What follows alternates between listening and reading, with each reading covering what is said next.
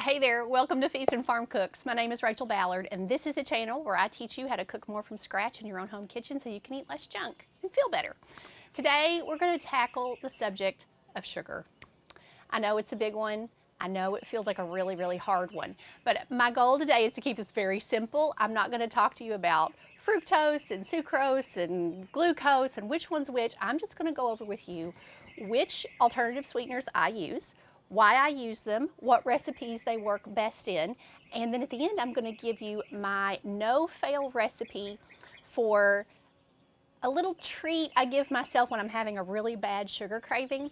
White sugar is laboratory made to be highly addictive to your brain. It's not your fault that you crave it all the time. And a lot of times we don't even realize we're craving it, but as we start our day, if we start our day with empty calories like pancakes and muffins and bagels and that sort of thing, we send our blood sugar way up in the air, and all day long we ride this roller coaster of this slump. 10 a.m. and 2 p.m. you're ready to take a nap and you just can't figure out why you can't get your head off your desk and you're so sleepy.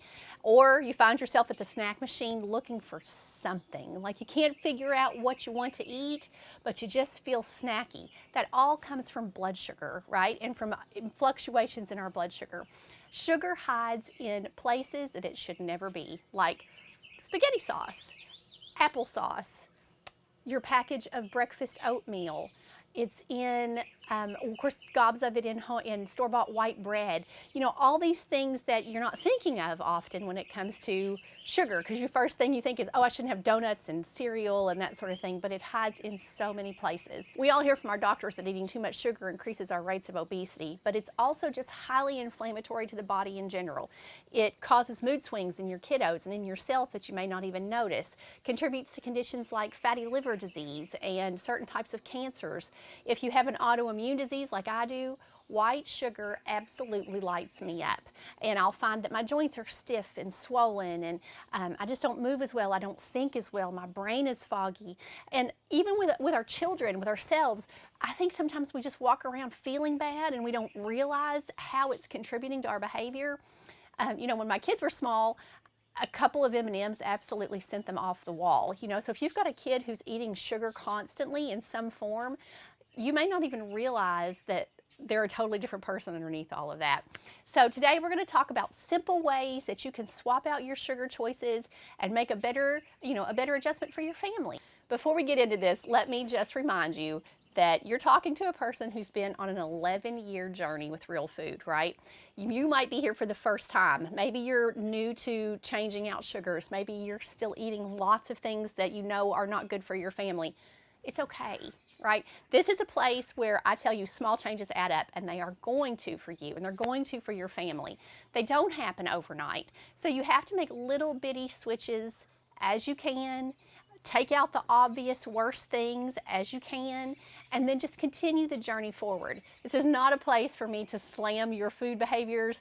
I started somewhere too, right? So let's go at this with an open mind and see what we can come up with. I'll show you in the kitchen.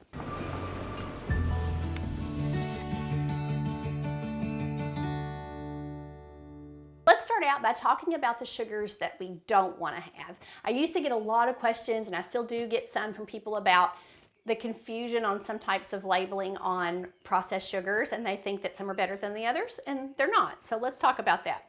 So over here we've got good old regular granulated sugar. We all know all about this one.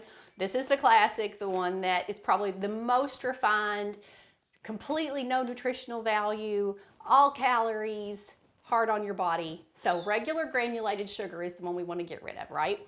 And then in line with that are other types of sugars that are made with granulated sugar, including powdered sugar, which is only granulated sugar that's been ground down really finely, and then they usually add cornstarch to it to make it powdery.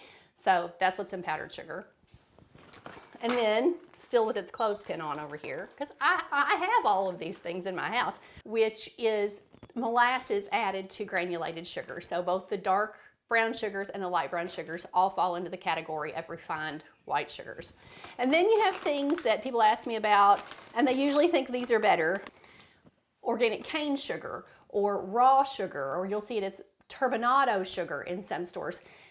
They're not a ton better. So The thing you have to remember, and the challenge that comes with baking with alternative sweeteners, is that we use sugar not just for sweetness in recipes. We use it for a bulking agent to make enough bulk inside, like a cake. You know, sometimes we'll use 2 or 3 cups of sugar. It drives me crazy in a cake. And also we use it for, sugar is hydrophilic, which means that it pulls in moisture. So when you put sugar into a baked good, it makes it stay softer longer, which is another reason why, you know, all the factory made food loves to put it in there, because it keeps everything fresher longer. It works a little bit like a preservative. So it affects texture and rise. If you use sugar in a cake, it affects how it rises and all sorts of other things. And so it's not just about something being sweet, which means that we can't interchangeably use a natural sweetener in the place of a granulated sugar or that sort of thing, because it's very scientific how this stuff works. And so it changes where you can use it and how you can use it, and it changes the flavor too, because most of our natural sweeteners have some flavor that comes with them because they come from nature. This stuff is made in a laboratory where everything is pulled out of it. All the flavor is gone. All the nutrition is gone. Everything is empty in here. So it takes a little practice to get through this. I think there is a time and a place to have a little sugar. If it's your birthday, have a piece of cake. Don't have the whole cake, have a slice, right? I don't think we have to cut it completely out of our lives, and I don't know if it's fair or realistic to think that you can, but it's in the day-to-day things, the little small things that come up where you can make enough changes to justify having a piece of cake on your birthday, or letting your kid have a cupcake, you know, or whatever. Don't sweat it, but it just can't be an everyday kind of thing. All right, so what we're going to do is we're going to start with the ones that are the easiest to find for natural sweeteners, and then we'll move our way down into some of the more specialty ones, and we'll talk about them. So we want to be approachable and practical to this. So here's some things that you should start out with. If you need to bake a cake, or you need some sort of sweetener that's going to bulk up a recipe, a cookie, or you know, a baking recipe, I usually go for coconut sugar. Now there's some drawbacks to this one. Coconut sugar is actually made from the boiled down nectar of the coconut flower, I think. It does not taste like coconut, so for those of you out there who are like, I don't like coconut, it's not going to bother you that way. It is stronger in flavor like a brown sugar, more than it is like, you know, neutral like a regular granulated sugar. So you have to keep that in mind depending on what you're using it in. If you're making a very delicate cake and it calls for 2 or 3 cups, this is going to be a very dominant flavor, and you may not like that. So that's something to consider. When all else fails, half this and half granulated sugar might be okay. I mean, anywhere you can cut it is all right with me. So that might be an option you could do. This runs about $6 for 1.5 pounds or so. You know, it's a lot more expensive to eat natural food. It just is. People are, and some of it we can make affordable, but some things there's just no way to cut the corners on. So this is what I go to if it fits the recipe and it isn't too overwhelming for the flavor. So coconut sugar is an option. The next one, of course, maple syrup. We all are familiar with maple syrup, I hope. This is going to run you about $6 a pint for the good stuff in the grocery store. This is not Aunt Jemima or Log Cabin or those things that are in plastic containers with a handle on the side. That's mostly just colored corn syrup and sugar. It's not, doesn't have any true maple syrup in it. So it's just boiled down regular granulated sugar in a lot of cases. They make maple syrup in grade A and grade B. I don't get grade B where I live, can find it anywhere. So maybe if you're in the Northeast and you've got access to grade B, that's lovely. Just grade A is fine, right? It is very sweet. You know, I think it's even sweeter than coconut sugar. And it does sub out in recipes, but you will have to take out a little bit of the other liquid. So below this video in the description box, I'm going to leave you all the shortcuts for how to do this and how to swap it and what the swap needs to be. It's not quite a one-to-one swap for granulated sugar. It's a little bit less, and you, like I said, will have to take out some other liquid in the recipe because this is a liquid and you don't want to make your recipe too thin. So maple syrup's a good option though. I love the flavor of that. Now let's talk about honey. So a couple of kinds of honey. Now honey is a really easy substitute, and I feel like it's very accessible. You don't have to have fancy honey, despite what everybody will tell you that it needs to be raw and local. Well, my dad's a beekeeper. I do get raw local honey from him, but that's not available for everybody, and I know that. So Honey is another one of those that usually needs a little bit of the liquid pulled out. You have to adjust the baking soda a little bit, and this has a tendency to burn. So if you're making a cake, it's going to get brown on you a whole lot faster than if you were using granulated sugar. You have to turn the temperature down in the oven. Like I said, check the description box. I'll have all this written out for you there. And if you want to download like a printable PDF that you can put up in your kitchen in your cabinet or something like that, let me know and I'll pull one together for us. So honeys, lots of different flavors and lots of different colors. If you are making something that requires a lot of honey, I made some ice cream the other day. I used honey in it. I use honey a lot on Feast and Farm, in my own home kitchen. This is pretty much where I go for a lot of things.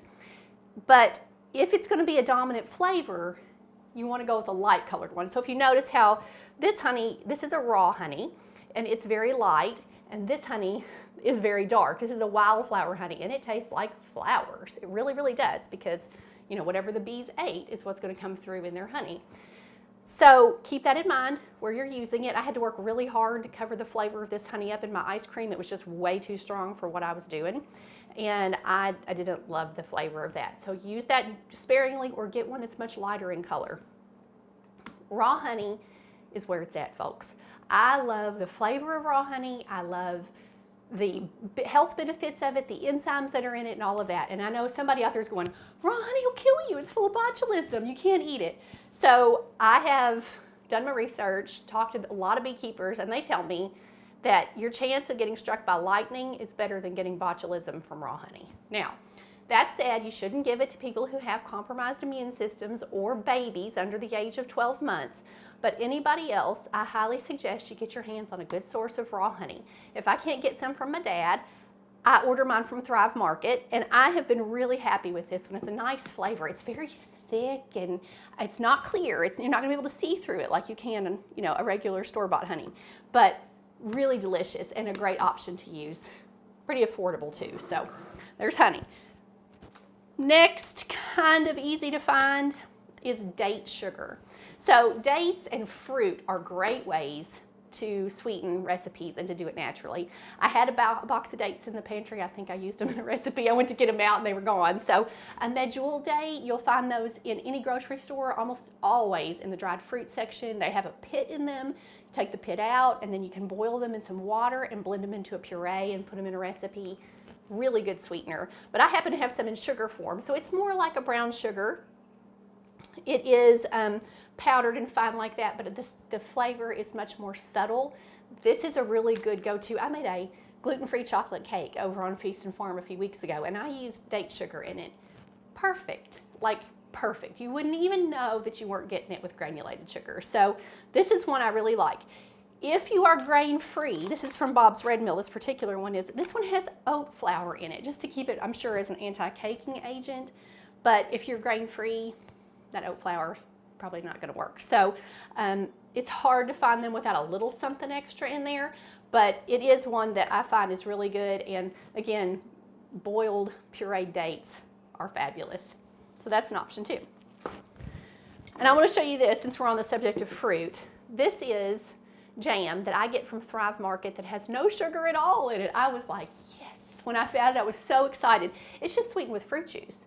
The blueberry is phenomenal. So if anybody out there has ever made homemade jam, which I'd be happy to teach you, the only problem is that it's not uncommon for, you know, a gallon of berries to need 12 cups of sugar. It just breaks my heart trying to do that. So I got really, really excited. And you can make jams with honey and all kinds of other things, but your standard recipes are going to use granulated sugar. It's just hard. But this is really, really great. This one's strawberry, there's blueberry, there's apricot. So I'm gonna leave you a link to Thrive Market. This one I think I paid maybe $5 for, something like that. I think it's well worth it. So if my kids are gonna eat it, we're gonna eat right. You know, we're gonna do the best we can. And I think if you're starting out, a little change like this from your Smuckers or one of those other brands you buy at the grocery store, this is a really good basic change you can make. It's going to taste delicious. The kids are not going to complain. Nobody's going to notice. It's a great place to start. Then let's talk about slightly more complicated things. Okay, so this is not about carbs. I'm not here to talk about low carb and which sugars do what. It's just too complicated. But I will tell you that monk fruit is a fabulous sweetener. This is one I would use for Kool-Aid or a little bit in your coffee, anywhere where you're not needing the bulk, you know, that actual bulk that you might need with a coconut sugar for a cake or a cookie or that kind of thing. Ice cream, if I'm making raspberry sorbet or ice creams for the family, I go to something like this. Now this is boiled down monk fruit, okay? It's 300 to 500 times sweeter than granulated sugar, which is why it's in this tiny little bag. And it comes with, let's see if I can get it out of here, this little bitty scooper, 1/32 of a teaspoon, I think it is. I don't know if you can see this thing. It is this smallest little dab of a thing.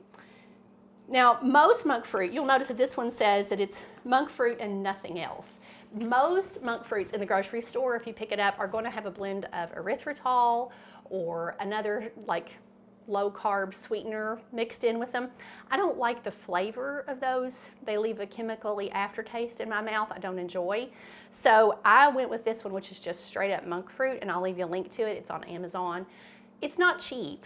I don't remember what I paid for it. Maybe between $11 and $15 for this tiny little bag, but a little bit goes a great big long way. And if you're using it in anything besides baking, it works really, really well. So that's an option if you want to go the specialty route. And then the last couple of things I thought I'd show you are something we're familiar with, and that's stevia. I don't use a lot of stevia. It's a plant. It grows in the peppermint family. It grows wild.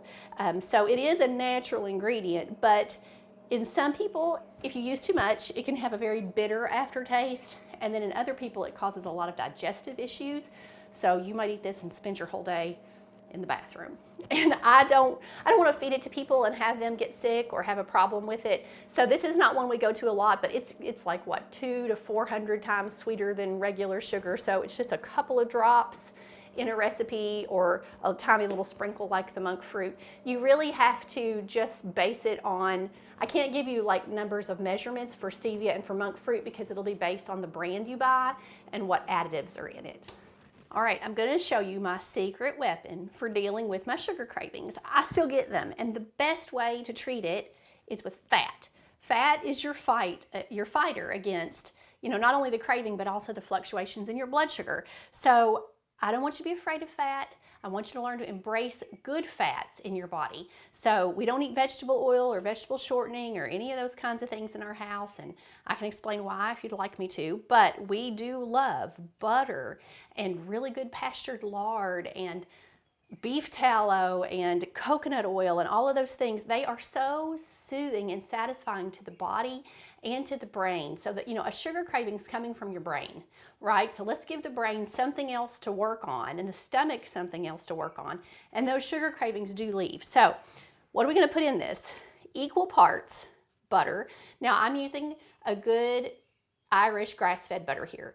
Don't use margarine. Don't use country crock. Don't use anything that comes in a tub, okay, because those have vegetable oil in them, and that is inflammatory to your body. Use a really good, you know, a really good healthy grass-fed butter. So equal parts. Now, we're going to make enough for a few days. At the peak of my sugar cravings, which are gone now, they do go away, but at the peak of my sugar cravings, it was nothing for me to eat an entire pint of this. This is what we call fat bomb frosting, okay? I want you to embrace it. Fat is so amazing for your body. And contrary to what people tell you, dietary cholesterol does not affect your blood cholesterol. I can tell you this from personal experience, in that my cholesterol has not changed one snip, not one, from months and months and months of eating fats like this. My cholesterol has stayed exactly the same as it was before I started. So, coconut oil. Now, I prefer to use an unrefined. My daughter picked this one up at the store for me, so we're going to use it now. And then, here's my raw honey. And I always prefer to go with the raw if I can. If you can see that, see how thick it is? You'll notice that it's incredibly thick. Now, the thing here is that we're trying to tell the brain less sugar, right? So don't use more than a teaspoon in this. You don't want to dump a half a cup in here, because all that does is tell your brain more sugar, more sugar, more sugar. So we want to tell the brain to get used to eating less sweet things. And so just do a little bit on the honey. Now you can flavor this with any variety of things. So you have options. You can either go with regular vanilla.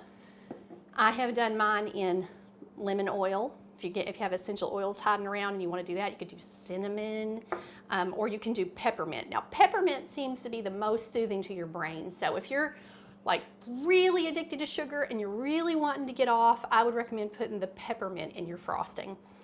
I'm gonna put vanilla in today because my last batch was lemon. I'm a little tired of that. So just a little vanilla in there. And then you just mix it up with your hand mixer and build your frosting. You can put in this a raw egg yolk. That is really great for extra fat. So it would be, 3 layers of fat by adding that. If you're comfortable with raw egg yolks and you use those, you can certainly add one. I'm gonna leave it out today. And then we're gonna mix it.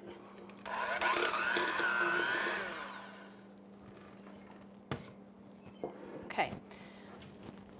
Now my kitchen is about 85 degrees right now, so this is a little thinner than what it will be after it sits in the refrigerator, but this will firm up and it'll get quite hard if you leave it in the fridge. So if you want to bring it out and use it as an actual frosting on your cupcakes or on a muffin or put it on a piece of toast with some jam, the fat will counterbalance and slow how quickly any sugar enters your bloodstream, and it will regulate your blood sugar.